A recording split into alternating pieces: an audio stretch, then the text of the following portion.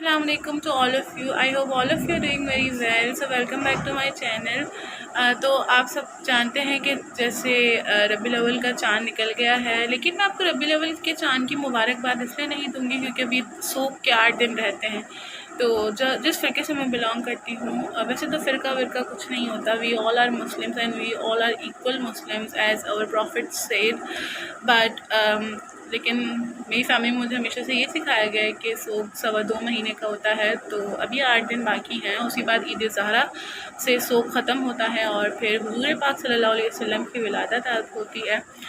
تو ربیع الاول کے حساب سے میں آپ کو تھوڑی سی انفارمیشن شیئر کروں گی. ویسے میری اتنی نالج نہیں ہے اسلامک، بٹ مجھے شوق ہے کہ میرے پاس جو نالج ہوتی ہے اس کو میں شیئر کروں. تو ربیع الاول کے حساب سے اگر ہم بات کریں تو سب سے پہلا نام ہمارے دماغ میں حضور اکرم رحمۃ للعالمین خاتم النبیین حضرت محمد صلی اللہ علیہ وسلم کے بارے میں آتی ہے، ان کی شخصیت کے بارے میں آتی ہے. حضور اکرم صلی اللہ علیہ وسلم جو ہے ایک the model for the entire nation. He was the model for the entire nation. رہتی دنیا تک کے لیے، رہتی دنیا کی قوموں کے لیے وہ ایک ماڈل تھے. نہ صرف ہم، نہ صرف مسلمس، بٹ نان مسلمس بھی ان کی شخصیت کو، ان کی پرسنالٹی سے اتنا افیکٹڈ تھے کہ وہ اب تک حضور اکرم صلی اللہ علیہ وسلم کی سنتوں کی پیروی کرتے ہیں. لیکن ایز بینگ اے مسلم ہمارے معاشرے میں ان کی سنتوں کی پیروی جو ہے وہ افسوس کے ساتھ اتنی زیادہ نہیں کی جاتی جتنا باہر کے ممالک میں لوگ کرتے ہیں.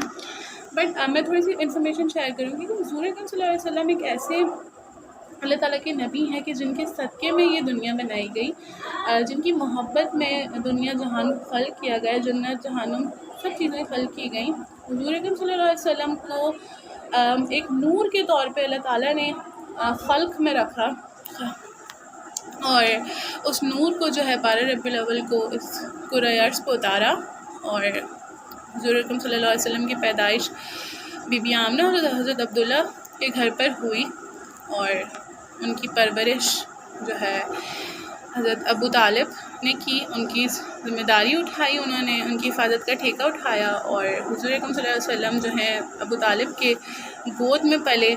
اور ابو طالب کون؟ ابو طالب ان کے چچا، ان کے چچا حضرت ابو طالب نے ان کی پرورش کی. اور اس کے بعد ان کو جو ہے حضور اکرم صلی اللہ علیہ وسلم کو نبوت ملی، اور اللہ تعالیٰ نے ان کی محبت میں یہ سارا جہان خلق کیا، یہ تو ہم سب جانتے ہی ہیں.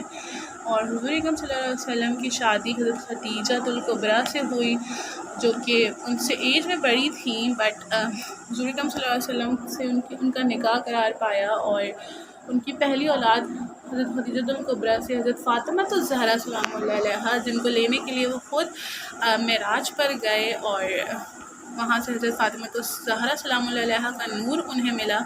اور ایسی بیٹی انہوں نے اس دنیا میں لائی کہ جو کہ جنت کی خاتونوں کی سردار بن گئیں. اور آج ہم ان سب لوگوں کو جو ہے مانتے ہیں کہ جو کہ حضرت محمد صلی اللہ علیہ وسلم ان کی آل و عیال کی عزت کرنا چاہتے ہیں، اور ان پہ لاکھوں کروڑوں درود و سلام ہوں، ہماری جانیں ان پر قربان ہوں، کہ جو کہ پنجتن پاک ہیں. حضرت فاطمہ الزہرا سلام اللہ علیہا سے حضور پاک صلی اللہ علیہ وسلم کا شجرہ نسب چلا. اول تو بیٹے سے چلتا ہے، لیکن یہ ایک ایسی بیٹی تھی جن کا نام ام ابیہا تھا. اور ام ابیہا کا مطلب ہوتا ہے اپنے باپ کی ماں، جو کہ اپنے باپ کو اس طریقے سے محبت کرتی تھی، ان کے اس طریقے سے خیال رکھتی تھی کہ جیسے ایک ماں اپنے بچے کا رکھتی ہے. تو حضور اکرم صلی اللہ علیہ وسلم کی بہت سی فضیلتیں اللہ تعالیٰ نے انہیں عطا کی ہیں، بہت سے معجزات عطا کیے ہیں. فاطمہ جیسی بیٹی، حسن حسین جیسے نواسے، علی جیسا بھائی عطا کیا ہے. کون علی؟ یہ وہی علی ہیں کہ جنہوں نے پیدا ہوتے ساتھ آنکھیں نہیں کھولی تھی. فاطمہ بنت اسد، حضرت فاطمہ بنت اسد ڈر گئی تھی کہ میرا بچہ نہ رو رہا ہے نہ آنکھیں کھول رہا ہے. کیوں؟ جب حضور صلی اللہ علیہ وسلم کعبہ کی طرف تشریف لائیں، کیونکہ میرے مولا علی مولود کعبہ ہیں، کعبہ میں پیدا ہوئے ہیں، اللہ تعالیٰ کی طرف سے پیغام آیا گیا ہے فاطمہ بنت اسد اب اپنا گھر چھوڑ دیں اور کعبہ کی طرف تشریف لائیں، علی کی پیدائش کا وقت آ گیا ہے. اگر بی بی فاطمہ بنت اسد کعبے کے دروازے سے اندر جاتی تو لوگ اس بات کا دعویٰ کرتے کہ ہمارے بھی کوئی کعبہ میں پیدا ہوئے تھے، لیکن کعبہ حضرت فاطمہ بنت اسد کو دیکھ کر ایسا مسکرایا کہ وہ دراریں پڑی کہ جس سے فاطمہ بنت اسد آنے کعبہ میں داخل ہوئیں. اور میرے مولا علی کی پیدائش وہاں پر ہوئی، اور آج تک وہ دراڑیں چیخ چیخ کے ذات کی گواہی دیتی ہیں کہ کعبے کا گوہر صرف علی ابن ابی طالب ہے۔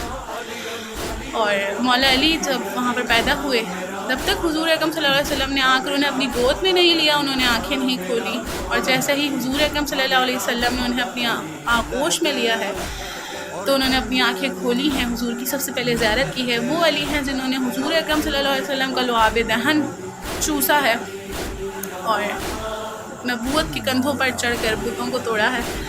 تو ایسے نبی کی فضیلتیں اتنی ہیں کہ معجزات اللہ تعالیٰ نے بہت عطا کی ہیں، لیکن سب سے بڑی چیزیں جو ہم دیکھتے ہیں کہ اللہ تعالیٰ نے انہیں ایک ایسے خاندان سے، ایک ایسے آل و عیال سے نوازا ہے کہ جس میں فاطمہ جیسی بیٹی، خدیجۃ الکبریٰ جیسی باوفا بیوی اور حسنین جیسے نواسے موجود ہیں۔ تو انشاءاللہ ربیع الاول کے اس مہینے میں ہم آگے بھی بلاگنگ کریں گے اور آپ سے بہت ساری انفارمیشن شیئر کریں گے۔ تب تک کے لیے اللہ حافظ۔